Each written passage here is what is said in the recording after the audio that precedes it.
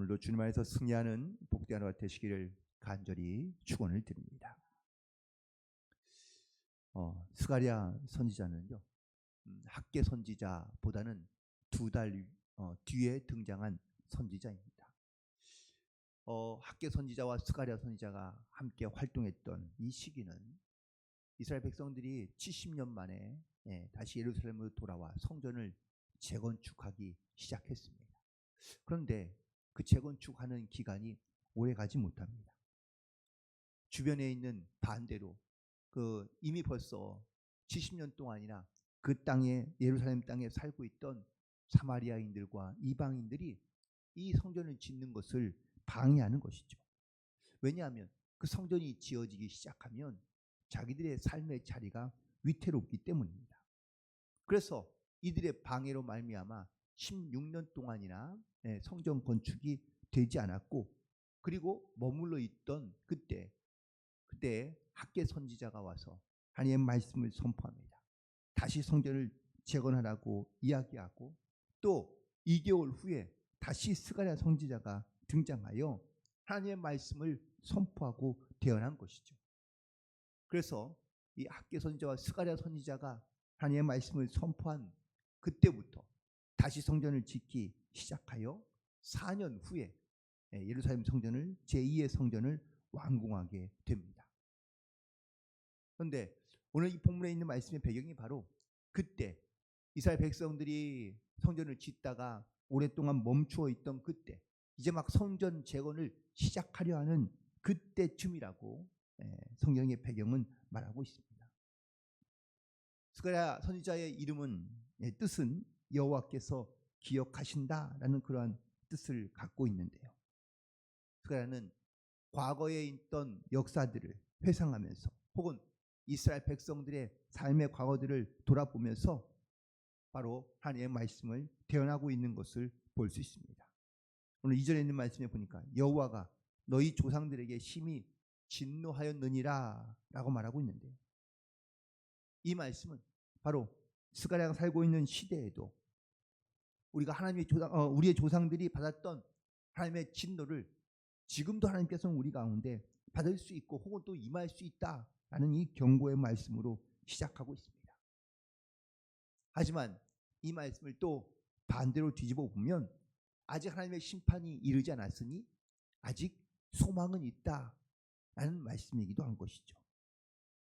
그런데 이 하나님의 진노가 임하였을 이때에 바로 이스라엘 백성들 가운데 이 하나님의 진노가 임하지 하지 않을 수 있는 바로 가장 확실하고 유일한 방법은 3절에 있는 말씀처럼 바로 여호와에게로 돌아가는 것, 하나님께로 돌아가는 것이 이것이 바로 유일한 방법인 것을 말씀하고 있는 것입니다. 결국 이 여호와께로 돌아가라는 이 말씀은 아마 구약에 등장하고 있는 이 소선지자들, 특별히 예루살렘에서 포로로 붙잡혀 갔으며 또한 포로에서 다시 돌아왔지만 여전히 하나님께로 돌이키지 않고 있는 그런 이스라엘 백성들에게 말씀하고 있는 하나님의 말씀, 그리고 이것이 전체적인 주제가 되는 말씀이기도 합니다. 또한 돌아오지 않고 돌이키지 않고 있는 이스라엘 백성들이 결국 그렇게 악한 일을 행하며 혹은 또 여전히 악한 행실 가운데 살아가고 있는 이스라엘 백성들은 하나님께로 돌이키지 않음으로 말미암아 다 멸망을 당하거나 아니면 하나님의 진노를 받을 수밖에 없었다고 말씀하고 있는 것이죠. 그들이 이 악한 길과 악한 행실로 말미암아 주님께 돌아오지 않는 이유는 그들이 바로 하나님께서 말씀하신 공의를 행하지 아니하며 여전히 우상 숭배 가운데 빠져 있으며 또한 예배를 드린다 할지라도 제사만 드리는 위선적인 예배를 드리고 있기 때문이라고 말할 수 있습니다. 지금도 마찬가지입니다. 하나님께서 우리 가운데 바로 나에게로 돌아오라고 혹은 돌이키라고 말씀하고 있습니다. 하지만 여전히 우리는 하나님께 돌이키지 아니하며 돌아가지 않고 있다면 하나님께서 우리 가운데 안타까운 마음을 가지고 말씀하고 있는 것이죠. 오늘 본문에서 내게로 돌아오라 라고 말씀하고 있는데 이 돌아오라는 말씀은 회개를 촉구하고 있는 말씀입니다.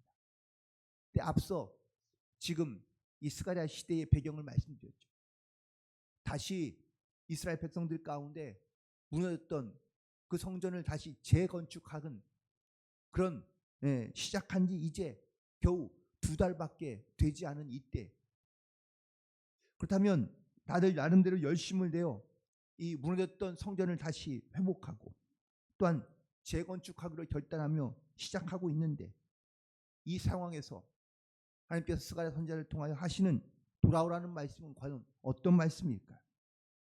그건 바로 한 2가지 정도를 생각할 수 있는데, 첫 번째는 성전 건축을 하고 있지만 그들이 마음에 결단하며 두고 있던 일들을 행하지 않고 미루었던 것에 대한 어떤 회개를 촉구하고 있는 것이라고 말하고 있습니다.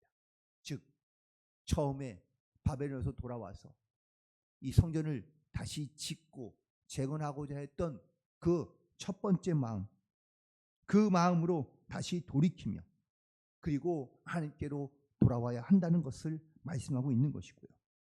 또한 2번째는 지금 성전을 재건하며 혹은 또 성전 건축을 진행하고 있지만 여전히 그 마음 가운데 의심과 또한 불평을 갖고 있는 것을 바로 말씀하고 있는 겁니다.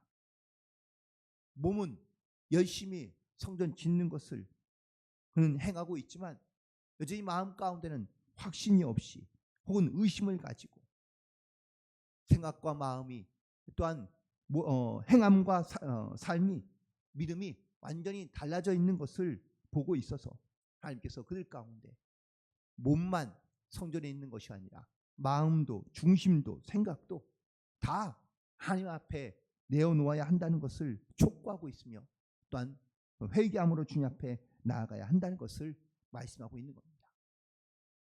우리도 주님께 나와 예배할 때에 이렇듯 몸과 마음이 다른 것, 그리고 그냥 몸만 성전에 앉아 있는 것으로 그치는 것이 아니라 주님께 우리가 마음을 다하며 힘을 다하며 온전한 예배를 가지고 주님 앞에 나아갈 수 있는 그러한 성도로서 혹은 또 예배자로서 주님께 나아가며 돌아오게 되기를 간절히 지금도 주님께서 원하시며 말씀하고 있는 줄로 믿습니다.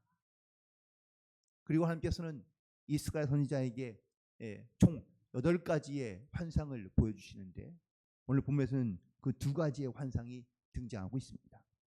첫 번째, 바로 오늘 환상은 바로 화석류 나무 사이에 서 있는 그런 자들에 대해서 모습을 보여주고 있는 것을 알 수 있는데요. 특별히 여기서 하나님께서 그 밤중에 내가 밤에 보니 라고 기록되어져 있는데, 이 밤이라는 표현은 바로 이스라엘 백성들이 고통을 받고 있는, 또한 하나님께 회복의 때를 기대하고 고대하고 있는 그런 모습을 보여주고 있습니다. 그런데 이 밤중에 한 사람이 붉은 말을 타고 그리고 화석류 나무 사이에서 그 뒤에 붉은 말과 또한 자줏빛 말과 백마가 하나님께서 보여주시고 있는 것을 보게 됩니다. 그런데 이때 그들이 여호와의 사자에게 한 말이 중요합니다. 우리가 온 땅에 돌아보니 온 땅이 평안하고 조용하더라 라고 이렇게 말하고 있습니다. 그들이 온 땅을 돌아다녔다고 말하고 있는데 이들은 바로 여호와의 순찰자들이다 라는 것이죠. 당시 페르시아 왕은요, 각 지역마다 순찰자를 보냈습니다. 그들이 말을 타고 다니면 백성들이 생각하기를 왕이 보낸 순찰자가 지금 이 땅을 돌고 있구나 라는 것을 모든 사람들이 다 알 수 있었다라는 사실이죠. 마치 지금도 하나님께서는 천사들을 보내어 지금 온 땅을 순찰하게 하십니다. 그리고 그 온 땅 가운데 이제는 그들이 고백한 것처럼 온 땅이 평안하며 조용해지고 또한 평화를 누리고 있는 그런 모습을 보게 됩니다. 그리고 순찰자들의 보고를 들은 여호와의 사자가 언제까지 예루살렘과 유다 성읍들을 불쌍히 여기지 아니하시며 노하신 지 70년이 됐다고 말씀하고 하나님께 호소하고 있는 것을 보게 됩니다. 즉 이제 때가 찼으니 하나님께서 이스라엘 백성들 가운데 또한 이스라엘 나라 가운데 평안과 그리고 또한 하나님의 은혜가 나타나게 될 때가 되었다는 것을 말씀하고 있는 것이죠. 결국 이렇게 하나님의 때가 이르게 된 이때 또한 하나님의 진노와 하나님의 심판이 이제 끝나고 이스라엘 백성 가운데 진정한 평화와 또한 역사들이 다시 한번 이루어지게 될 것을 나타내는 말씀이며 또한 증거인 것을 보게 됩니다. 또한 두 번째 환상인 넷불과 대장장이의 환상이 있는데요. 넷불과 또한 대장장이 4명이 등장하고 있는 이 사라는 숫자는 바로 전체적 동서남북을 가리키고 있는 겁니다. 그래서 온 사방 가운데 바로 하나님의 진노와 하나님의 심판이 지나가고 또한 하나님의 예비하시고 준비하신 그런 힘과 능력들이 나타나게 될 것이라는 하나님의 말씀이기도 합니다. 유다와 이스라엘을 괴롭히는 모든 나라들이 다 이제 뿔이 달린 그러한 모습을 하고 있는데, 그런데 이 뿔들이 다 대장장이에 의해서 잘려져 나가는 모습들을 말씀하고 있습니다. 결국 이제 이스라엘 백성들을 괴롭혔던 또한 온 사방에서 그들을 괴롭게 했던 모든 나라들이 다 이제 뿔이 잘려나가고, 그리고 이스라엘 땅 가운데 이스라엘 백성들 가운데 단지 주님이 주시는 평안이 임하게 될 것을 하나님께서 이스라엘 백성들 가운데 말씀하고 있으며 환상을 통하여 이스라엘 백성들 가운데 증거하고 있는 것을 보게 됩니다.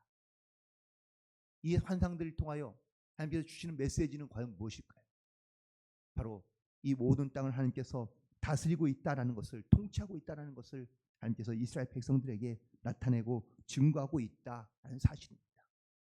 물론 비록 직접적인 눈에 보이진 않아도, 혹은 직접적으로 이스라엘 백성의 피부에 잘 와닿지는 않을 수 있어도 하나님께서는 이 세상에 있는 모든 것들을 다스리시며 또한 하나님 손에 붙들려 있다는 것을 하나님께서는 증거하고 있다는 것이죠. 이스라엘 백성들의 눈에는 지금은 암울한 것처럼 보이고, 또한 하나님이 과연 이 땅을 다스리는지 그들은 잘 느끼지 못한다 할지라도 하나님께서 온 땅을 다스리시는 하나님이신 것을 이스라엘 선지자를 통하여, 환상을 통하여 증거하게 하신 것을 보게 됩니다. 악인은 번영하는 것 같아도 하나님의 심판이 반드시 임하는 줄 믿습니다. 그래서 이런 하나님을 온전히 의지할 때 우리가 주께 우리의 모든 삶의 계획과 뜻을 맡기고 우리는 하나님께만 돌이켜 우리의 모든 하나님을 향한 믿음의 고백을 가지고 우리가 주님의 뜻 가운데 순종하는 삶을 살아갈 때마다, 또한 우리가 우리의 모든 죄악에서 떠나 악한 행실에서 떠나 우리가 하나님께로 돌이켜 돌아가기만 하면 주님께서 반드시 우리를 지키시고 보호하시며 또한 하나님의 귀한 은혜 가운데 우리를 인도해 주시는 줄 믿고, 오늘 우리도 다시 한번 주님께로 돌이켜 나아갈 수 있는 그런 저와 여러분 되기를 간절히 소망하며, 오늘 하나님의 귀한 말씀이 또한 이 세상을 다스리시며 역사하시는, 또한 세상을 통치하시는 분이 바로 하나님이신 것을 우리가 믿음으로 고백하며, 비록 지금의 내 눈에 보이진 않아도 혹은 지금은 좀 어려운 상황 가운데 있을지 모르지만 반드시 하나님께서 그 어려움을 주님의 은혜로 회복시켜 주시는 그런 놀라운 은혜가 여러분의 믿음의 고백 가운데 항상 넘쳐나게 되기를 간절히 소망하며, 그리고 이 은혜로 승리하는 삶을 살아갈 수 있는 그런 복된 하루, 복된 또한 삶이 되시기를 주님의 이름으로 간절히 축원을 드립니다. 기도하시겠습니다.